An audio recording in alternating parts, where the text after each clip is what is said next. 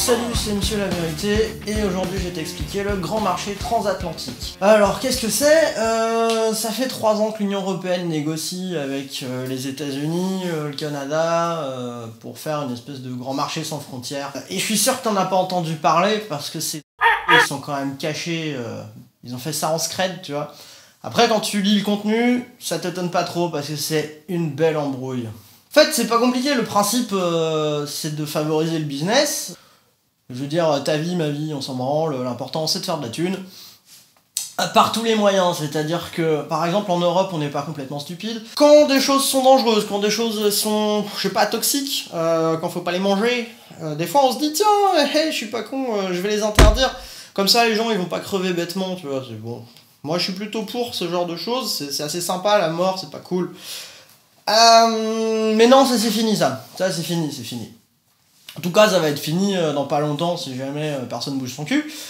Parce que dans leur délire, par exemple, ça permettrait des choses fantastiques. En gros, le principe, hein, c'est de dire bon, bah, toi, t'es un pays, t'as décidé d'interdire qu'on lave les poulets avec de l'eau de Javel ou qu'on fasse des trous dans les jardins des gens pour trouver du pétrole. Et ben.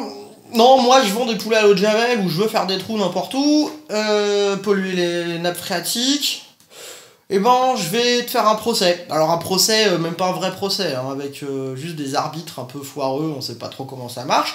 Et toi le pays là du coup je vais te faire raquer, tu vas me filer de la thune parce que j'ai pas pu vendre mes choses chez toi.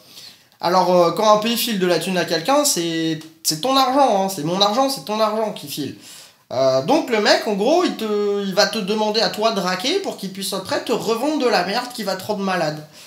Dans un autre registre, ça permet à des du genre de Xavier Niel par exemple, bah, de faire ce qu'il a fait en fait, hein, c'est-à-dire de dire moi sur mon réseau, je trouve que Google il devrait me donner plus d'argent, donc je vais couper YouTube pour mes utilisateurs. Le truc c'est que je suis pas certain que t'aies envie que Orange ou que Bouygues décide à ta place de ce que tu vas regarder sur internet. Bon évidemment si j'étais free, dommage, hein, t'es pas en train de voir la vidéo, mais tu vois de quoi je parle. Et ça pareil, hein, c'est tout à fait possible. Ces mecs ils sont même allés tellement loin qu'ils ont déjà fait un accord dans le genre là avec l'Égypte.